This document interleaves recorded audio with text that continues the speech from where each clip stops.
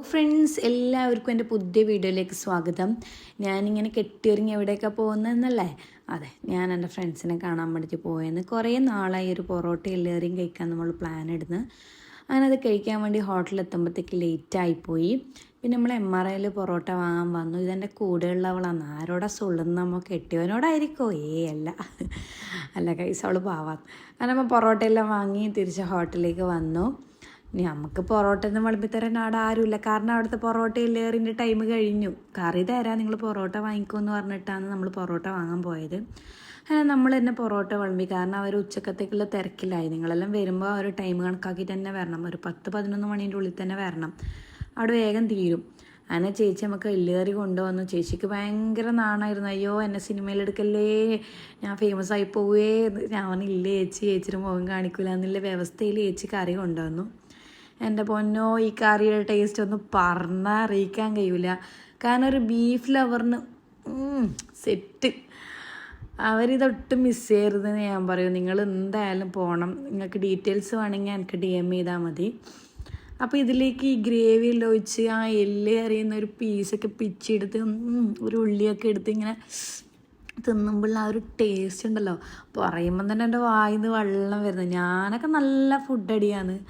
കാണുന്നില്ലേ, പ്ലേറ്റെല്ലാം കാലിയായി. ബാക്കിയുള്ള ആളെ കറിയും അതിൻ്റെക്ക് തട്ടി എൻ്റെ എല്ലാം നിങ്ങൾ കാണുന്നു.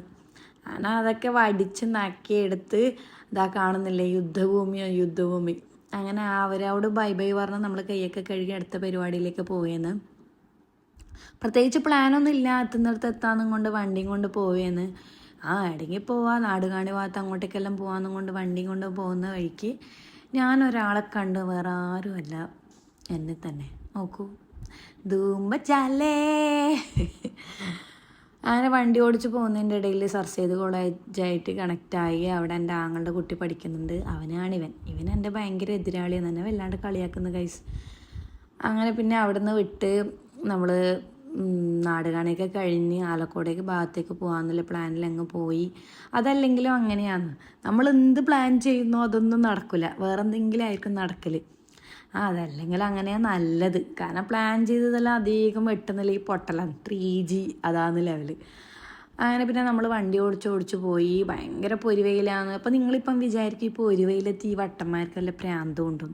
ഗൈസ്, നമ്മൾക്ക് പ്രാന്തുണ്ട്. അതുകൊണ്ടല്ലേ ഈ പണിയെടുത്തിന് സൺഗ്ലാസ്സൊക്കെ ഇട്ട് ഫുള്ളും സൺസ്ക്രീനൊക്കെ തേച്ച് പരട്ടി ഇങ്ങനെ പോയാണ്. അതിൻ്റെ ഇടയിൽ പ്രകൃതി ഭംഗിയൊക്കെ ആസ്വദിക്കുന്നുണ്ട്. എനിക്ക് കണ്ണിന് സൺഗ്ലാസ് ഇട്ടുകൊണ്ട് ഞാൻ വിചാരിക്കുന്ന അത്ര വെയിലൊന്നും ഇല്ല.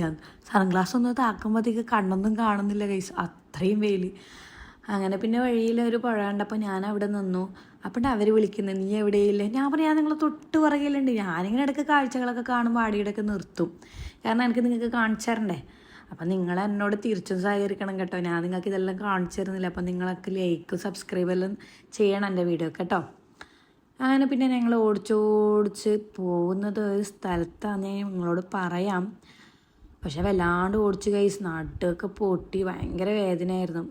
അങ്ങനെ നമ്മൾ ഡെസ്റ്റിനേഷൻ എത്തി. വേറെ എവിടെയല്ല, കൂർഗ് ബോർഡറിൽ. ഞാൻ അവിടെ എത്തി തിരിച്ച് വരുന്നത് വരെ എൻ്റെ വീട്ടുകാർക്ക് ഇതിനെക്കുറിച്ച് ഒരു ഐഡിയ ഇല്ലേനും. അപ്പോൾ ഫസ്റ്റ് ടൈം ആട്ടോ വണ്ടിയൊക്കെ എടുത്തിട്ട് ഇങ്ങോട്ടേക്ക് വരുന്നത്. അങ്ങനെ രണ്ട് മനസ്സിൽ ഇവിടെ വെള്ളത്തിലേക്ക് ഇറങ്ങി. നല്ല ഒഴുക്കലുണ്ടായിന് കല്ലിന്. അവിടെ ഒരാൾ കുളിക്കുന്നുണ്ടായിന്. അയാൾ പറഞ്ഞു, ശ്രദ്ധിച്ച് ഇന്ന കല്ലിലൂടെ ചെട്ടി ഇറങ്ങണമെന്ന്. എന്നിട്ടും വഴുക്കലുണ്ട്. എനക്കാണെങ്കിൽ പേടിയാന്ന്, വെള്ളത്തിനാണെങ്കിൽ ഒടുക്കത്തെ തണുപ്പും. അപ്പം നമുക്ക് അവിടെ എത്തിയാലും തോന്നും കുളിക്കാനെല്ലാം തോന്നും. പക്ഷേ അപകടമാണ്, ഡേഞ്ചറാണ്. അവരവരെ റിസ്കിൽ ചെയ്താൽ മതി. നല്ല ഒഴുക്കുണ്ട് വെള്ളത്തിന്. ഇടയ്ക്ക് 1-2 ആമ്പിളറൊക്കെ വന്ന് കുളിക്കുന്നുണ്ട്. നീന്തലറിയുന്നവരായിരിക്കും. എന്നാലും ഞാൻ പറയുന്നത് ഇങ്ങനത്തെ ഒഴുക്കിലൊന്നും പോയി പെടരുത്. പിന്നെ ഇത് കണ്ടോ ഗൈസ്, നമ്മൾ വെറുതെ റീലെടുക്കാൻ വേണ്ടിയിട്ട് അഭിനയിക്കുന്നതാണ്. പക്ഷെ കുറച്ച് ഓവറായോ എന്നൊരു സംശയം. അല്ലെങ്കിൽ ഇച്ചിരി ഓവറാക്കുന്ന ഫ്രണ്ട്സൊക്കെ വേണമല്ലേ എല്ലാവർക്കും. ഭയങ്കര ജാടയും ഭയങ്കര ഫോർമാലിറ്റീസൊക്കെ ആയാൽ അത് ഫ്രണ്ട്ഷിപ്പ് ആവുമോ? എനിക്ക് എല്ലാത്തിനും പറ്റിയ ഫ്രണ്ട്സാണ് കേട്ടോ ഇവർ.